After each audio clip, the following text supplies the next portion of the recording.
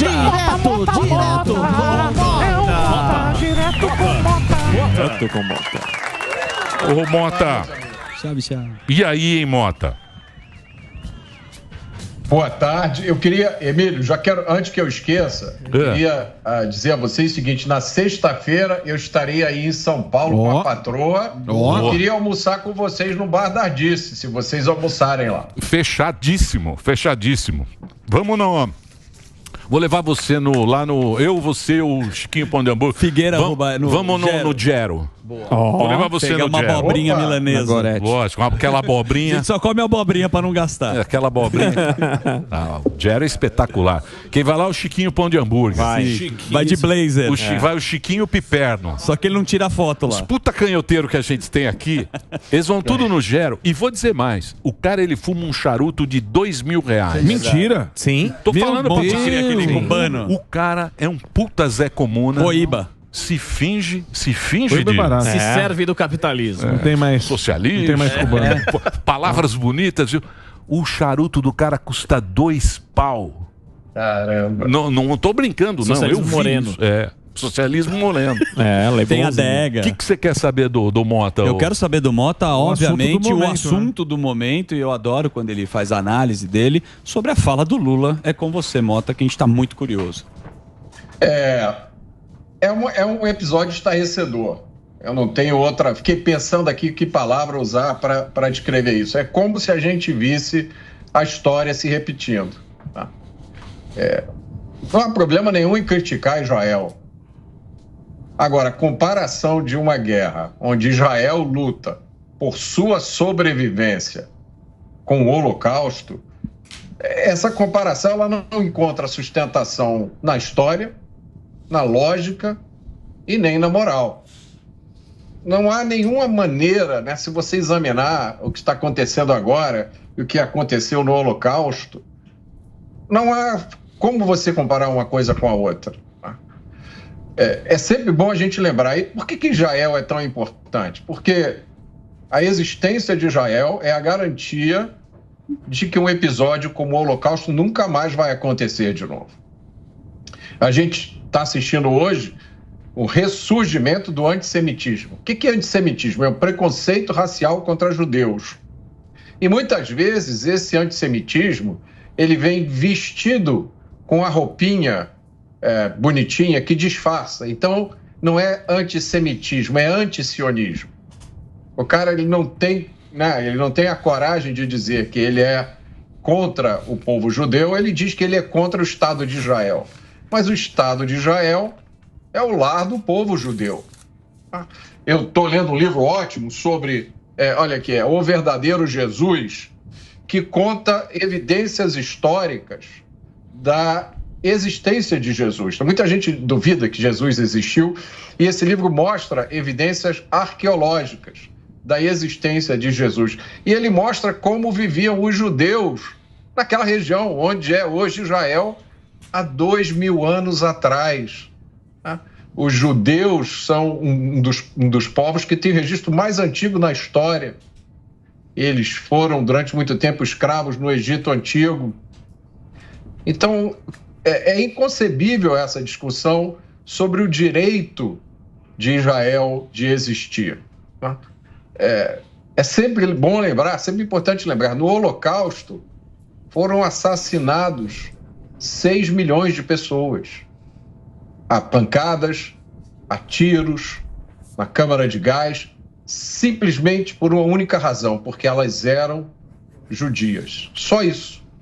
Não havia disputa política, não havia disputa de terra, não havia nada, porque esse massacre afetou pessoas de inúmeros países. Foi organizado um aparato industrial de extermínio. É como se fosse uma linha de processamento, de matança de seres humanos.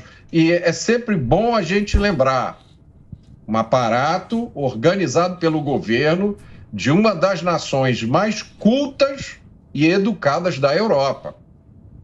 A Alemanha é terra de famosos filósofos, pensadores, escritores, músicos.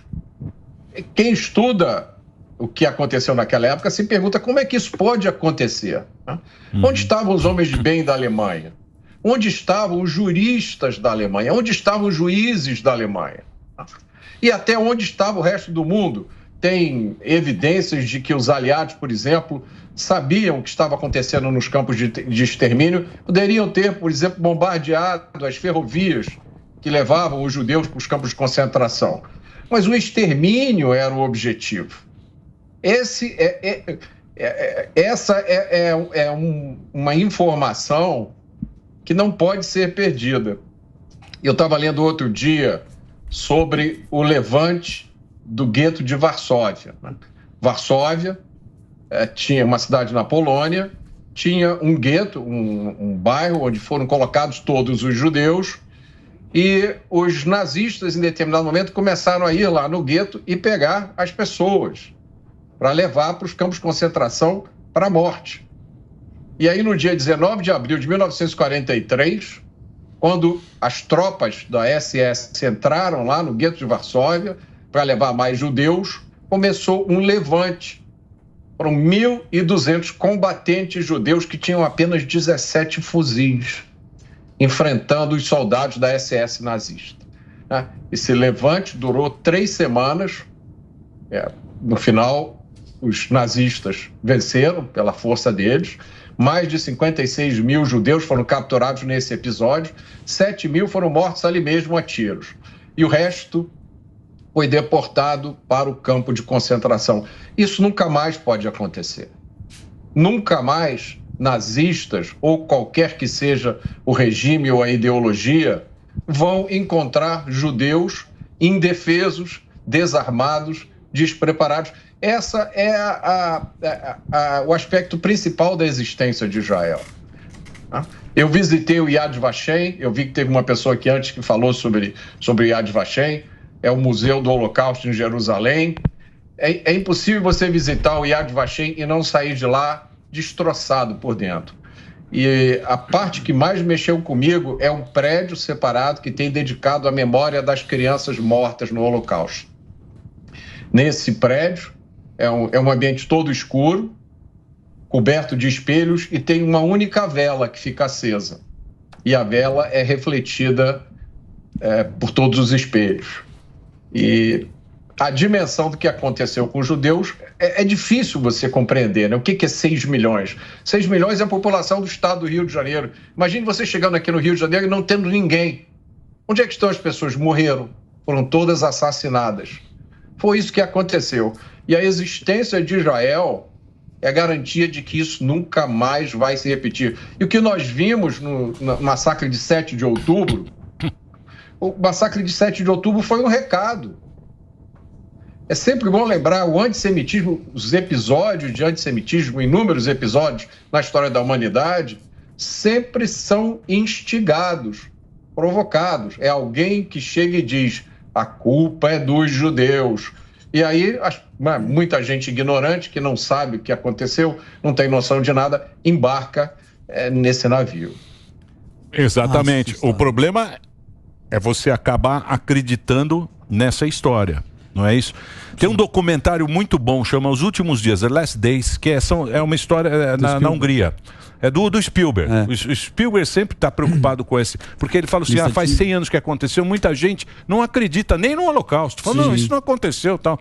Porque o que acontece? Isso vai aos pouquinhos, e os próprios húngaros foram os últimos, já era o final da guerra. Certo. Não tinha nem razão dele fazer isso que ele fez com os judeus. E aí ele entrevistando as pessoas mais velhas, as pessoas que estavam lá, o testemunho das pessoas, eles falavam o seguinte: mas por que vocês deixaram acontecer? Ele falou, não, porque a gente achava que tudo ia dar certo. O ser humano, a gente sempre acha que as coisas vão dar certo pra gente. A gente tem esperança, a nossa esperança é muito forte. Então, quando surge isso, fala, não, isso aí foi uma bobagem que ele falou. O Genuíno falou outro dia um negócio lá de boicotar as empresas dos judeus. Aí o outro vai lá, vai aumentando, daqui a pouco você tem... Sabe, e lembre-se... é um negócio que você jamais...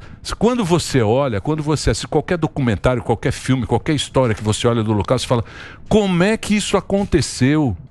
Como é que deixaram? Ele foi muito bem falar do Museu do Holocausto de Yad Vashem, que essa é a pergunta. Como deixaram isso acontecer? E a resposta do museu, não sei se você também teve essa conclusão, Mota, é porque foram as narrativas. O judeu era o empresário, o judeu era o comunista, ele era o capitalista, sempre colocou um rótulo, como estão colocando novamente. E o mais assustador, os líderes do Hamas, que estão vivos, querem fazer novamente, querem exterminar Israel, os judeus, e declaram isso em entrevistas recentes. E o Hamas acabou de publicar uma carta agradecendo ao Lula. Deixa eu só fazer um break rapidinho. Posso fazer um break? Eu vou fazer um break agora aqui pro Dedê. Ele pediu. Dedê que é o break. Ele pede e eu faço. Faça o break, o Reginaldinho. Para Dedê. Pro Dedê. Muito bem. Então, Diego. Deixa eu só perguntar para você, Mota.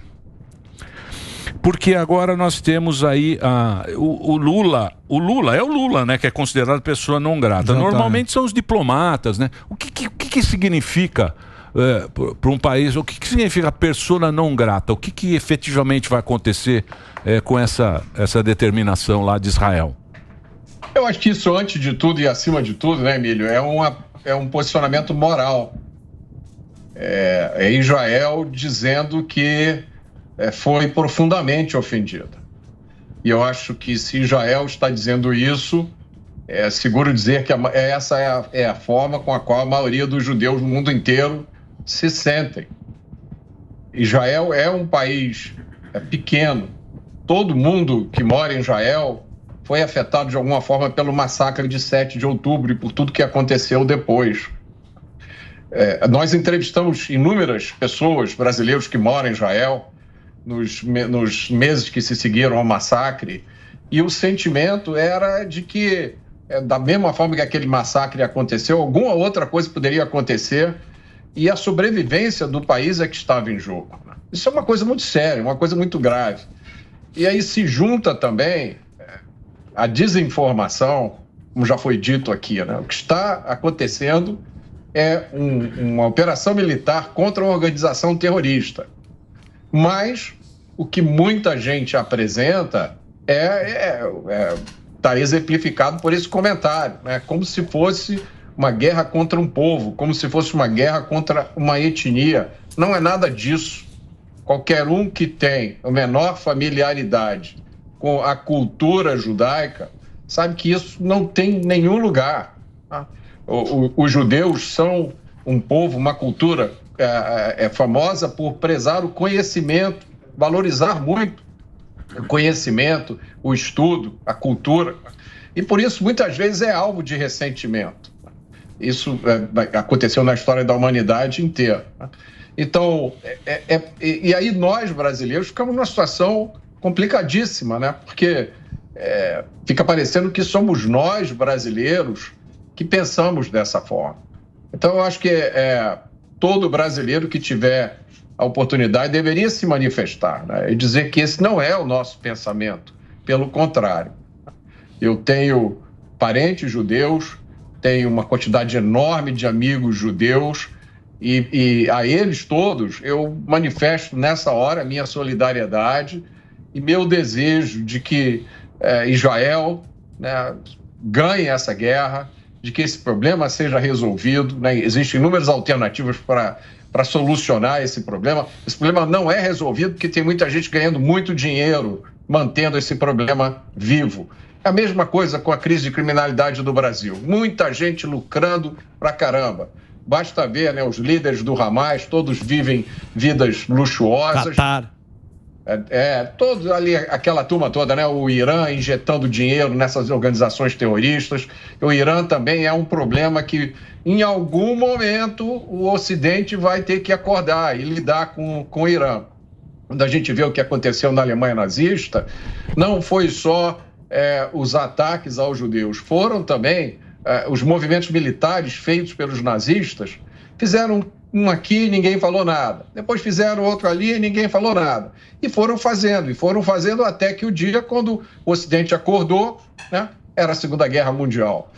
Na semana passada, eu li um artigo muito bom do professor Niall Ferguson, um professor britânico, em que ele fala sobre dificuldades dos Estados Unidos de entender o que está acontecendo e de se preparar para a Terceira Guerra Mundial. Né? E ele diz, olha, essa Terceira Guerra Mundial poderia ser o resultado de vários cenários. Poderia ser, por exemplo, provocada por uma derrota total da Ucrânia pela Rússia, né? E aí a Rússia decide seguir e entra pela Europa. O Irã poderia conseguir armas nucleares. A China poderia decidir bloquear Taiwan, onde são feitos a maioria dos chips de computadores do mundo, ou é um cenário inimaginável, impensável, queira Deus que nunca aconteça, Israel ser derrotado numa guerra como essa, né? Ou em alguma outra guerra. Isso é um reconhecimento da importância de Israel, não só para a segurança do povo judeu, mas para a estabilidade do Ocidente. Porque aí é a Guerra Fria, né? Quem ganhou a Guerra Fria foi os Estados Unidos e os países a OTAN, né? A OTAN tá lá segurando a bucha. Agora, para onde vai? Com China, a gente com no BRICS lá, apoiando Irã, apoiando esses outros países também. Mas é estranha essa posição do Brasil também, né? A gente tá colocando no cenário Mota, vamos mudar de assunto ou não? Vocês querem ficar nesse assunto o tempo inteiro? Tem Mossoró, né? Mossoró, daqui a pouquinho vamos ter aqui o nosso querido Coronel Zé Vicente. O Coronel. O Zé. Coronel manja, hein? E o russo, que também é uma outra situação, né, o Navalny? Porque foi perguntado também pro Lula, Os azarados inimigos do Putin. Falaram que precisa. O Lula falou que precisa fazer uma perícia, mas independente da fala dele, isso daí é uma conspiração ou o Putin elimina? Porque a gente sabe. Você viu o que o Barba falou, né? Então. Precisamos esperar. Não vou. Precisa fazer uma perícia, né? Enfim. Qual que é. Como você acha essa relação? Foi sensato. Barba foi sensato? Não sei. Bem.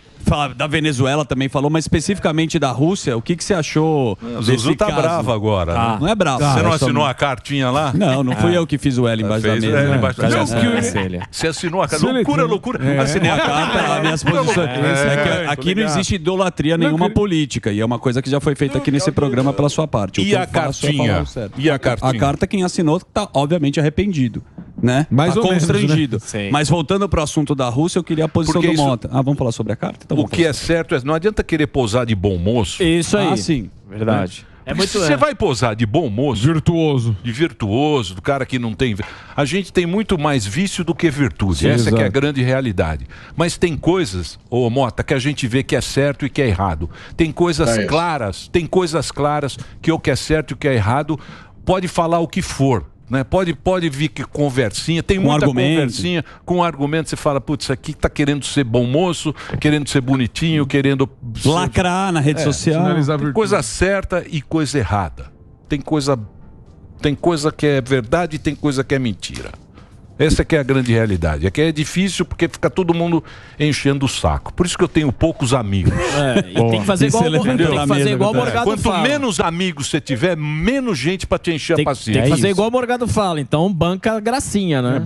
Então banca. Então Mas você quer falar? Eu quero que o Mota coloque uma posição na geopolítica, que a gente está falando, tem uma outra guerra, que é Rússia e Ucrânia, e a gente sabe que os opositores do Putin desaparecem, ou envenenados, ou enforcados, ou acontece um acidente aéreo, e nesse caso, o opositor estava preso e morreu. Morreu ou é uma teoria da conspiração? Mataram? O que você acha?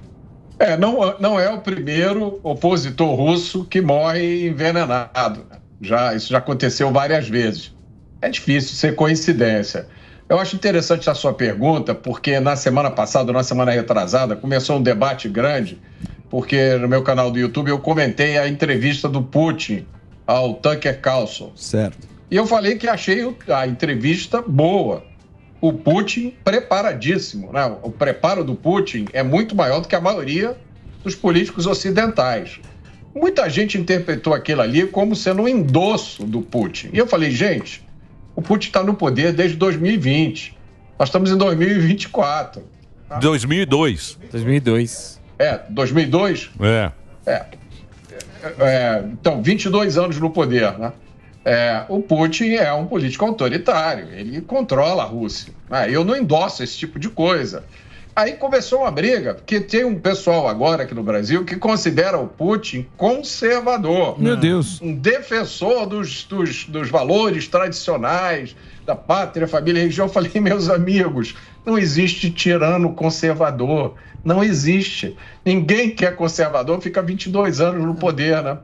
E esse debate está rolando até agora. Mas tem outra coisa, Mota, que eu queria te perguntar, e fala desse assunto, que é da Rússia sobre a arma espacial. Os Estados Unidos deu uma declaração que é preocupante, que teoricamente eles teriam uma arma espacial que poderiam destruir satélites Estrela da Morte. Ocidentais. Digo provavelmente porque eu não entendo nada disso, mas você conhece segurança e mais estratégia. O que você acha que é real ou não, e se isso pode tensionar a corda, que já foi muito tensionada no passado entre Rússia e Estados Unidos. É o Darth Vader. Uma característica da guerra da Rússia e da Ucrânia é que tem muito mais que a gente não sabe do que o que a gente sabe, né? E está em discussão sempre nos Estados Unidos se os Estados Unidos continuam financiando e apoiando o Zelensky ou se chega, já se colocou dinheiro demais lá. Tem história também do envolvimento do filho do Biden, né, com aquela empresa que me fugiu o nome agora, de energia da Ucrânia. Enfim, é um angu onde tem muito caroço, tá? Porque nada disso justifica a invasão da Ucrânia por Putin, tá?